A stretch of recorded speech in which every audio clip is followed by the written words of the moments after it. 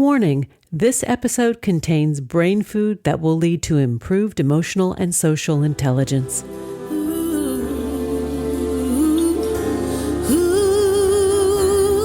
Hello and welcome to our new short format servings of consciously prepared brain food designed to improve your mental fitness. This is Lisa Cypers-Kamen, your host. For more than 12 years, we've been proudly and consistently crafting harvesting happiness and sharing it with you.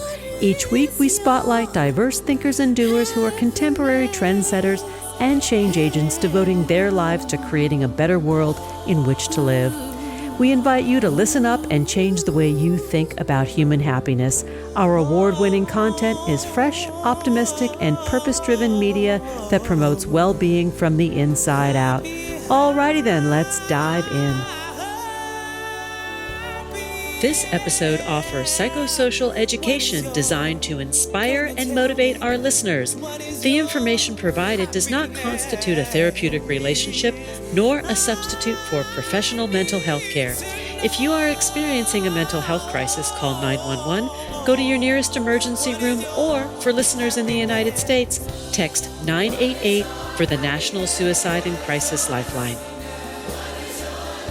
Good morning, good afternoon, and good evening, wherever you are. Thanks for joining me on today's show, where you will learn the do's and don'ts of mentally muscular couples. My guest today is Amy Morin, who is a psychotherapist, internationally best-selling author of 6 books on mental strength, and the award-winning host of the Mentally Stronger podcast. She's been a friend to the show, and I'm so happy to welcome her back to talk about her newest book, 13 Things Mentally Strong Couples Don't Do. Fix what's broken, develop healthier patterns, and grow stronger together. Welcome back, Amy. Thanks for joining me today. Oh, thank you so much for having me back. I appreciate it. Well, I love our talks. And I also want to mention that you have one of the most popular TEDx talks of all time. You have kind of a unique, fun, dream-like living situation, which I think is always cool to share with others. Amy lives on a sailboat. Beat that. Thank you. It's definitely fun. It's hurricane season down here in the Florida Keys. So this is the one time of the year where I do sometimes think, is this really what I want to be doing? But other than that, it's a great life. A great life and a fertile one for all this creativity that you write and you share with the public. Let's just jump right in to some of the things that mentally strong couples don't do. Sure. Because you're a list girl. This is your thing. I am. And I always talk about, if couples just give up the bad habits that are keeping them stuck, then their good habits become so much more effective. And as a therapist, I would see so many people who be like, yeah, we go on date night, yet we're still struggling. Why is that? So I really wanted to point out, maybe you have a few bad habits. Some of the most common ones that I talk about in the book are that they don't blame each other for their problems. What? Right. I'm not pointing my finger at you. What? And that's what happens in the therapy office. People usually come in because they want me to fix the other person, right? Like, I'm not here because I want to work on this. I'm here because my partner has a problem or my partner acts out. Or can you just tell them that they need to be doing something differently? And they really get stuck in that blame game. That they don't ignore their problems.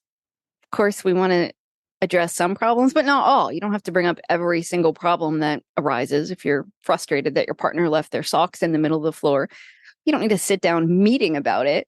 But there are so many problems that couples ignore for years, and they both kind of look the other way, that by the time they come to therapy, sometimes these problems have turned into something huge and they just don't know how to address them at that point.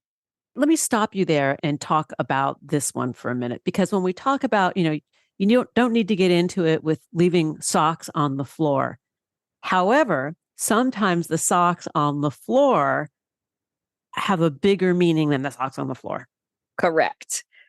And so that's what we often do in therapy, is figure out, is your frustration really the problem? Is it a symptom of a bigger problem? Like, what's going on here? And because the blow-ups often happen about the socks in the middle of the floor. But as you say, that's usually just the icing on the cake. The bigger problem is somebody feels disrespected. Somebody feels like their partner is not pitching in and helping out enough. And because of that, there's a symbolic meaning we make out of that. Like, if you left your socks in the middle of the floor, it's because you don't value my time. You don't value me as a person. And it can turn into something much bigger. And when we don't address those problems, the bigger underlying problems, then resentment builds, and that leads to all sorts of other bad habits. So it's really important to take a look at what problems am I addressing, what problems am I ignoring, and how do we tackle these problems together? I think it's important to point out that having problems and problem solving are good things. They are. We will never Yes. be without problems. Like that's just not going to happen. I know sometimes couples will be like, well, we never fight. Well, it's good if you never raise your voice or you never call each other names. But on the other hand, like should have disagreements sometimes, or you should be able to talk about different perspectives on things like money or parenting or what you want to do on your next vacation. Like, really want to make sure both people can speak up, offer their viewpoints, and that you do have ways to solve those problems. Life is inherently full of problems. And to have a process of how do you decide what to do? One person says, I want to move across the country, and the other one doesn't. Who wins? The person who speaks the loudest, the person who says, it's too painful for me to continue, or the person who says, no, I've got it all figured out, and they act like they don't care. So many things go into the way that we solve problems as couples, yet most of us never take a step back and say, what is our process for solving problems? Talk a little bit more about some of the don'ts, because you talk about, there are a couple that come to mind about the don't keep secrets. I mean, that's the one that I keep going to, because there's certain things that I feel like my partner, he just does not need to know. And they're kind of mundane, but I want you to sort of explain what you mean by that. Yeah, so this one, it's important to differentiate the difference between secrecy and privacy. So if your friend comes to you and says, hey, I'm kind of having some marital issues, or I'm going through this personal problem, you might decide not to tell your partner. It's none of their business, perhaps, what your friend is going through. And that's not keeping a secret, but you're just holding your friend's information in confidence. And that's part of your private relationship, your private friendship with somebody. Or you don't need to tell them everything that goes on in your life. You and I were talking before about certain habits. Maybe your partner doesn't need to know if you're plucking a chin hair in the bathroom, right? Not something you need to come out and announce. So those little things aren't harmful to the relationship because those are the things that we keep private. Sometimes couples disagree on issues surrounding privacy, and so it can be important to talk about it. Like if an ex contacts you on social media, how would I expect you to respond to that? Would I want you to come and tell me? Most people would say, yes, I'd absolutely want you to tell me that information. So it's really about our motivation. When we don't tell somebody something, is it because we're afraid of their reaction? Are we afraid that we're going to get in trouble, that we don't want them to be angry? Or is it really just an issue of privacy? Again, even if you're in a long-term committed relationship, you still have a right to hold some things in your life private. And that's a healthy thing. I think that's a really important point. And oftentimes, the longer we're in our coupledom, the more fused we could become, where it's like my desires or my thoughts should be similar to the others. And that's not the case. In fact, the longer the relationship, the more healthy the relationship, the individuality is prized and celebrated. Yes. And we want to be able to grow as individuals. And that's what keeps us interested in each other. Being interested in one another and excited and still learning about somebody after all these years is part of what keeps people together. If you just kind of morph into the same person who shares the same social media account, only talks to the same people all day, basically has the same life, it's hard to then keep passion or excitement. Or why do you want to sit down then and have a wonderful conversation because you already know everything the other person's going to say? So we definitely want to have our own separate lives so that we do have some things that are private too. Talk a little bit about boundaries, because you write about that healthy or mentally fit or mentally strong couples don't hesitate to set boundaries with each other, which might be counterintuitive at first. Right, because we need boundaries in the relationship with one another. And it might be a boundary of, I'm not comfortable with us loaning money to your sister, or I'm not comfortable with my mother stopping over at random times during the day, or I'm not comfortable with a friend staying on our couch. Yes, they're going through a hard time, but I don't want them moving in with us. So it's important for the couple to have a boundary against the outside world, because you want to make sure that you are protecting your relationship. But it's okay to have boundaries with each other too. Like maybe you say, I don't want you to go through my phone. I don't want you to have all of my social media passwords. I don't want you looking up where I am all the time. Sometimes couples have a thing where they can check one another's location on the phone, and that might be a problem. You might say, I don't want you to know everything about me all the time. And I have those boundaries, or I'm going to take $25 a week and spend it on anything I want. Comes back to that privacy and secrecy issue. And maybe I don't have to account for that. I'm allowed to spend it on anything I want. But on the other hand, we have a shared account. And when it comes to that kind of money, then we need to make sure that we are both responsible with it. And our boundaries might be, let's not loan it out to other people, or let's not give money away unless we've discussed it first, or we're not going to buy something that costs more than $50 without talking to each other first. We all have these unwritten rules, but a lot of times we don't really sit down and discuss what are our boundaries. Another item on the list is mentally strong couples don't try to fix each other. This is a really good one. Like, I love you, you're fabulous, now change, you know? Yes. And we see so much of that in therapy where somebody brings in their partner and says, like, now, honey, if you just did X, Y, or Z, then you'd be better. Or I'm just trying to make you a better person. We see it often with addiction where somebody's desperate to get their partner to stop drinking or stop doing something that's destructive, and which makes sense. You don't want to see somebody that you love sabotaging, and it affects you too. It could affect your finances and every aspect of your life. But sometimes people put so much energy into trying to fix the other person that they lose sight of what their goals are, what their life is. And then they come to the conclusion, I can't be happy or I can't have a fulfilling life unless you do something different. And it's not always about big things like addiction. Sometimes it's small things where somebody says, you spend too much time watching TV, so I want you to be a more active person and get out of the house more often. And while it's good to want the best for your spouse and we want them to be healthy people, it's when you're so invested in making them different and that you put all of that energy into changing somebody that it becomes destructive. Let's talk a little bit about going back to setting boundaries where there's procrastination and therefore frustration. How do you counsel people to work with that? One person is a procrastinator, the other is a more of a preemptive list doer, and sometimes that doesn't always run smoothly. That's a good question, because what we often see is people get into this pattern where the procrastinator has a more relaxed view of, I'll get to it when I get to it. And the partner is like, their anxiety's on the rise and they're like, well, hurry up. Have you done that yet? They sound like they're nagging or that they're rushing. The other person then gets frustrated. Sometimes the partner that doesn't procrastinate just takes matters into their own hands. So I think it's important for us to sometimes just take a step back and look at our personality differences. How do you solve problems? How do you manage these things? And how can we work together so that we aren't just working against each other? So if somebody else procrastinates, don't give them a life or death project that's going to give you so much anxiety that you can't stand it. But on the other hand, if they forget to do something or they wait until the last minute and they do make a mistake, it might not affect your life that much. If they are planning a party and they don't get around to it until the night before to actually start planning it, may not be as bad as you're imagining. To be able to take a step back and figure out, okay, how do I manage myself?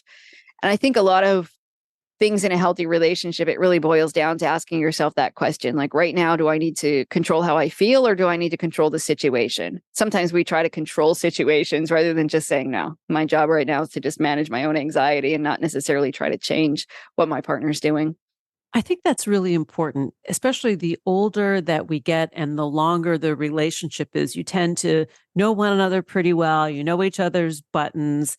And I'm speaking from personal experience because I do live with a procrastinator. But it's like, is this person's procrastination really prohibiting me from loving that person? And I think that's like, to see the bigger picture becomes super important. Yes, because I think sometimes people are quick to label their partners, like if they're lazy or they're just not motivated enough. And when we label somebody with something like that, we look for behavior that confirms it. And we kind of overlook any behavior or evidence to the contrary. So if I decide my partner's kind of messy or they're lazy or they're procrastinator, I'll just look for evidence that reinforces that belief all day long. And there's research on this too. And I talk about it in the book, how many times when we get into an unhealthy cycle or a rough patch, we just really magnify the things about our partners that kind of annoy us, and the unhealthy things. We just notice those things so much more, and then we screen out all of the positive things about them. Well, we tend to, instead of looking in the mirror at ourselves to figure out where we are at with our distress, we want to look outward and see the other person is wrong when they're just being themselves, right? They're just doing them. Exactly. Yes. And, the other thing is, I think I want to be clear to say that for me, procrastination and laziness are two different things. That's Right. a very separate issue. Yeah, there's tons of reasons why people procrastinate. Sometimes it's anxiety. Sometimes that's just they function better that way. Sometimes it's just because that's how they operate. But to somebody who isn't a procrastinator, it's easy to draw conclusions that are like, you don't care, you're lazy, you aren't invested in this. And it's easy to draw all of those conclusions. And when people do that, they then think, okay, this person's doing this on purpose, or they just don't care about those things that I care deeply about. And being able to have that conversation is what we're talking about, right? Like to be able to keep that dialogue open, be able to explain where we're coming from, not personalize it. Because like so often I think that we tend to personalize the behavior of the other, and really people just do what they do, right? Exactly. And to know that, well, you can't fix somebody, you can't change them. We can definitely influence people. And any relationship is kind of like a dance. And if you've ever tried to force somebody to dance in a certain way, it doesn't go well if you see somebody that gets dragged out on the dance floor. But at the same time, when somebody's dancing with you and you change your steps, they kind of change their steps based on what you do. Not because you told them that they had to, but just because that's how it works. And a relationship is the same. When I change my behavior, my partner's behavior is going to change. And so while you can't control the other person, you can certainly control your own behavior, how you respond to them, and how you are proactive about certain things. Let's take a break. And when we come back, we will continue the conversation with Amy Morin. She is the author of 13 Things Mentally Strong Couples Don't Do, Fix What's Broken, Develop Healthier Patterns, and Grow Stronger Together. You can also check out her podcast, the Mentally Stronger Podcast. To learn more, please go to Amy Morin, LCSW.com, on Twitter, Amy Morin, LCSW, and Facebook and Instagram, Amy Morin, author. Here comes the pause. We'll be right back. Hang on, before we take that pause, let's talk about how much great food and happiness go hand in hand. And thanks to HelloFresh, my life has gotten a whole lot tastier and happier. The holidays are just around the corner, and that means a hectic season when things can get a little stressful. And if you're anything like me, your time is precious, and outsourcing awesome deliverable meal kits saves time, money, and takes the guesswork out of stocking up the fridge.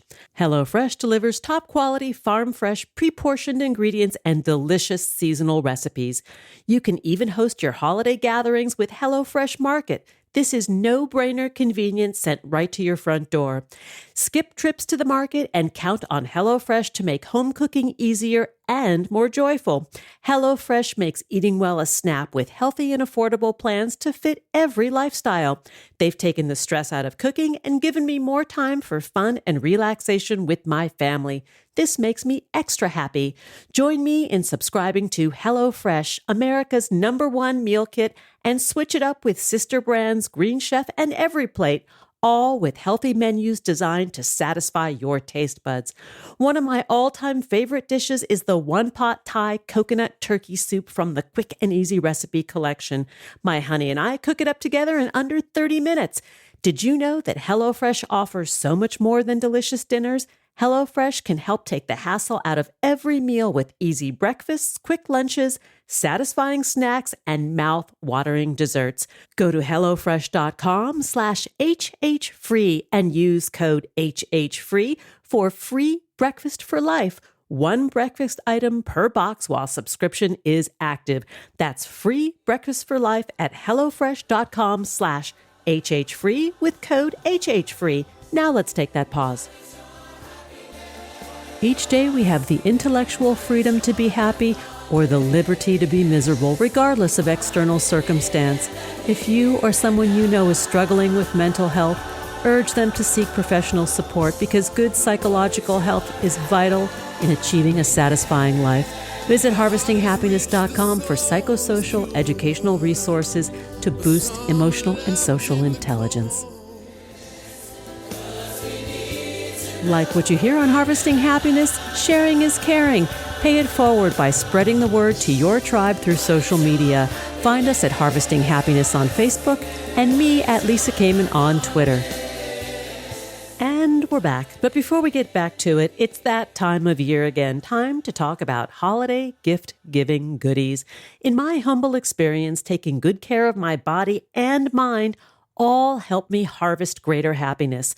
With colder temperatures upon us, it's time to winterize your self-care routine. And sharing products that contribute to happiness is one of my holiday habits. That's why this season, I'm gifting Ouai's great hair, body, and fragrance products to my tribe. Thanks to Ouai hair care products, my once flat, limp, and dull hair is now bouncier and shinier. Ouai offers a complete hair care solution that promotes fuller looking, healthier feeling, and happier hair for everyone.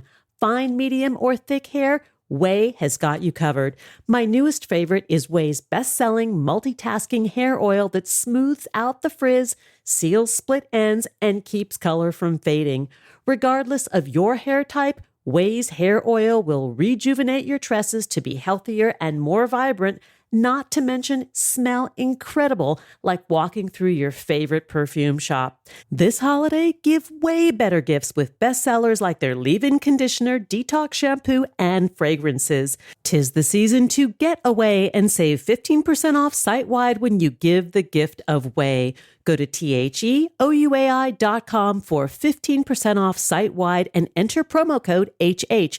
That's THEOUAI.com for 15% off with code HH. Now let's get back to it. And we're back talking with Amy Morin about the do's and don'ts of mentally muscular couples. Let's get back to it. So Amy, let's get back to the list. One of the things that you talk about in the book is that mentally strong couples don't use their emotions as weapons. And I'm just eager to talk about this with you because this is where a lot of us do go. It is. And I think it's tempting sometimes when we raise our voice to be like, oh, I'm just sharing my feelings with you. But then when we uncover like what's really underneath that, you're showing tons of anger, you're pretending like you're just showing your feelings and that it's okay to talk and communicate, but really you're communicating something else.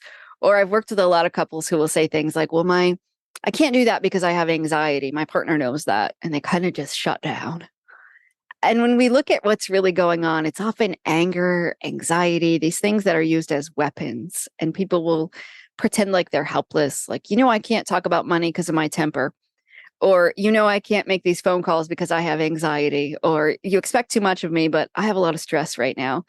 And they just really shut down, or they're using their emotions in a way to try to get their partner to behave in a certain way. Mm-hmm. And it's more of a manipulation tactic rather than a genuine struggle with emotion regulation.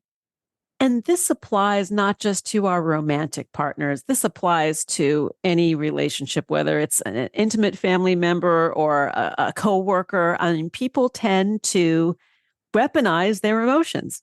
They do. When your boss raises their voice, they might be angry, but they might also just be trying to get employees to behave a certain way. And it's not something that we talk about very often. We tend to think that when people are expressing their emotions, if they talk about their feelings, then somehow it must be genuine. But that's not always the case. In fact, it's quite often. And when we interviewed people for the book, about 37% of people said, yeah, my partner definitely uses their emotions as a weapon sometime. And so I think we're starting to recognize this more and more, because it used to be the idea was if somebody says, well, I'm just expressing how I feel, it was okay for them to act like a jerk. And now we're catching up to the idea like, no, you can express your feelings in a different way. It's okay to feel something, and experiencing an emotion is one thing, but the way you express it is something different.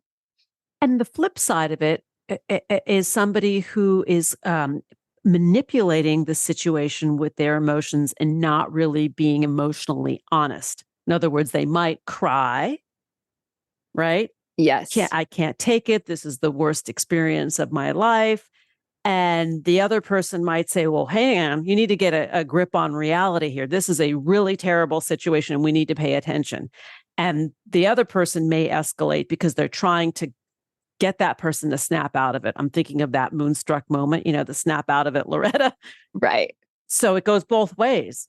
It certainly does. And sometimes people will say things like, I have too much stress, so I can't handle the taxes this year. You have to do it. But on the other hand, sometimes a partner will get mad and raise their voice and say something, and the other person's like, "Ooh, I better do this." So I think it's just so important for us to take a closer look at our emotions, how we experience them, how we express them, and it goes back to decision making. Sometimes couples get into this almost competition of how much pain they're in. Like, I can't stand it. If we have to move to a new city, then I'll be crushed. So therefore we have to stay here. And the other person says, well, I'll be crushed if we don't move, or I'm going to be crushed if it doesn't go my way. And like, how do you decide who wins? Whoever says that they're in the most pain gets to have their dream come true and the other person doesn't. So I think it's so important for us to just take a look at, how do we show empathy for each other? You want to believe your partner when they're saying, hey, I'm really anxious or I'm sad, and you want to be supportive of one another, but you just want to make sure that you don't break trust by exaggerating your emotions or using them in a way that's really about a manipulation tactic. Another form of a manipulation tactic, the quantum you always, right? Yeah. Like, you always do this, you always do that.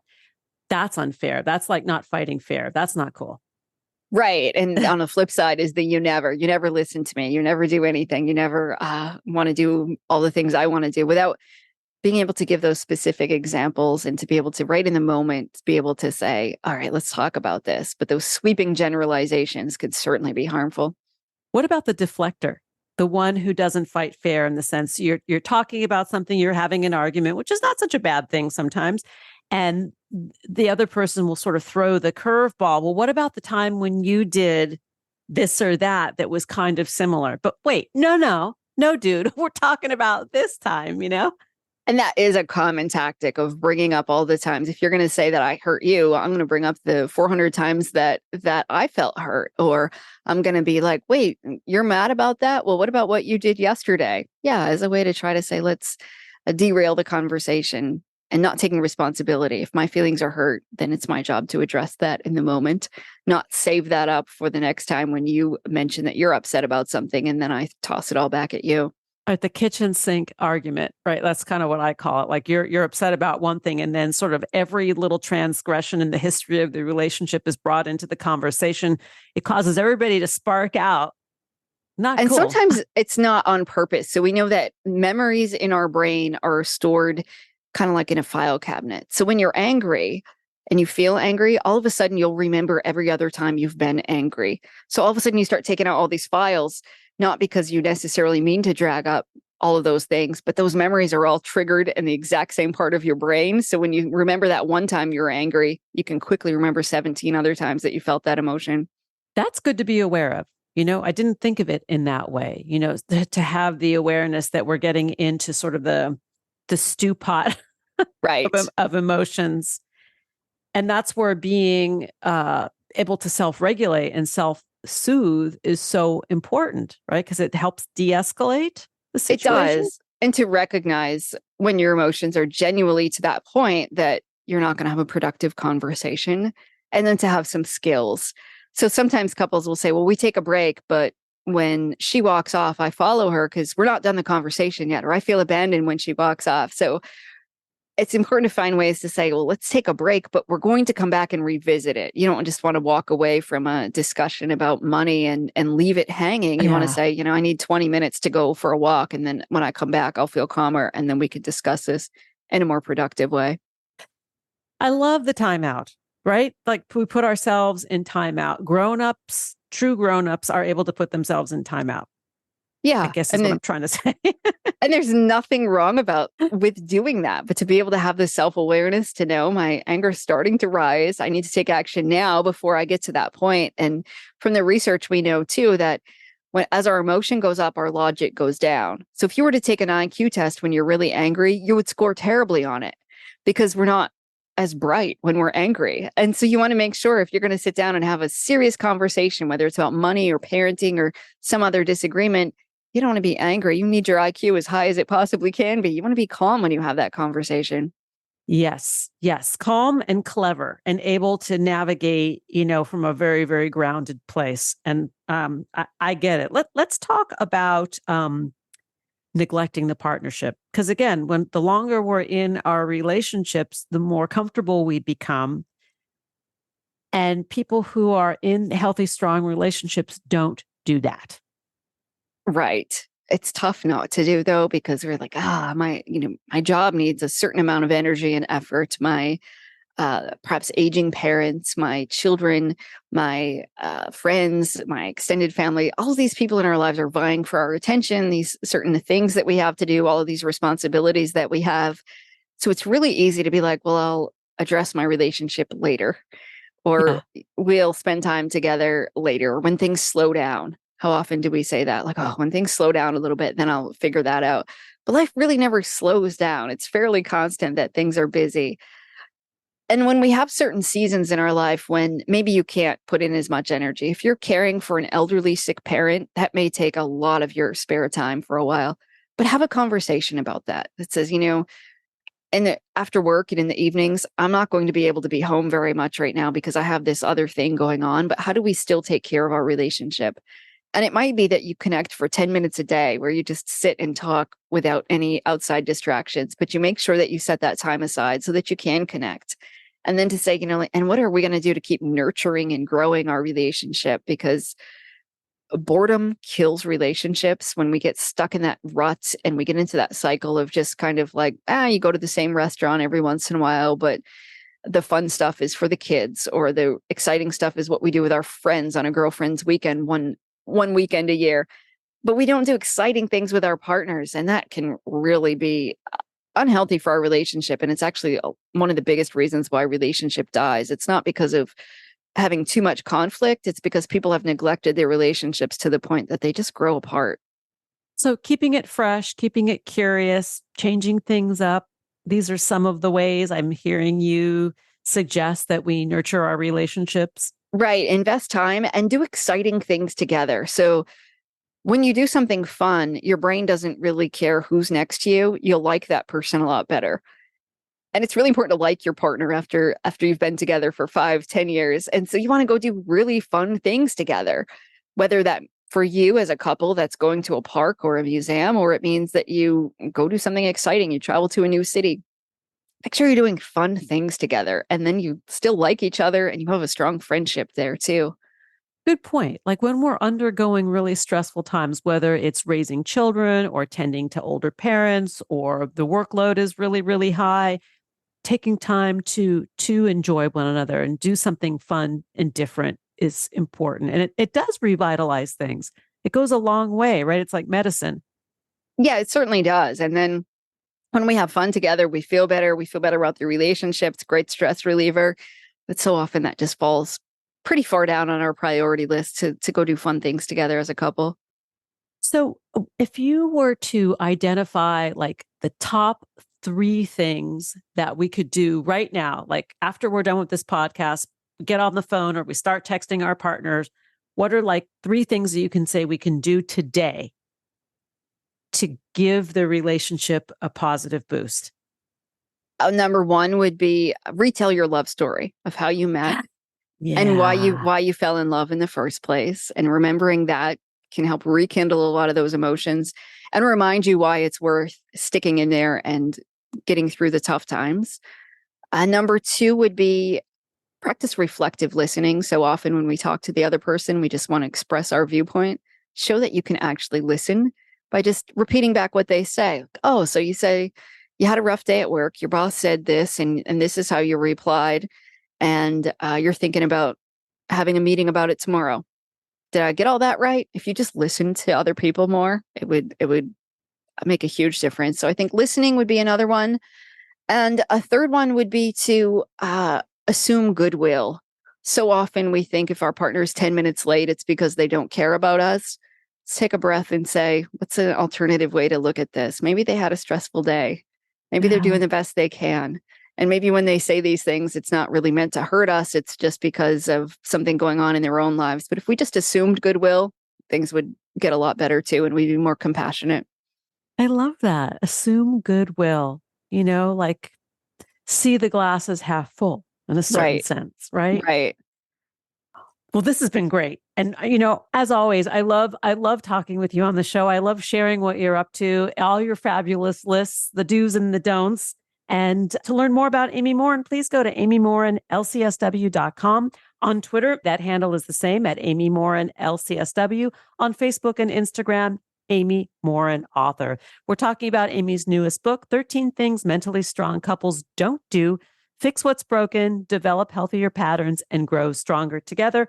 Also, check out Amy's podcast, Mentally Stronger. Amy, as always, thanks for hanging out with me. Thank you so much for letting me be here today. Oh, it's a pleasure. Thanks for joining us on Harvesting Happiness today. This is Lisa Cypers-Kamen on behalf of my guest, Amy Morin, wishing you kind thoughts, kinder words, and the kindest of actions. Until next time, remember, happiness is an inside job. Happiness is your inside job. Please go out and rock your day and remember to be kind to one another. Keep harvesting your own happiness anytime and anywhere from the comfort of wherever you are.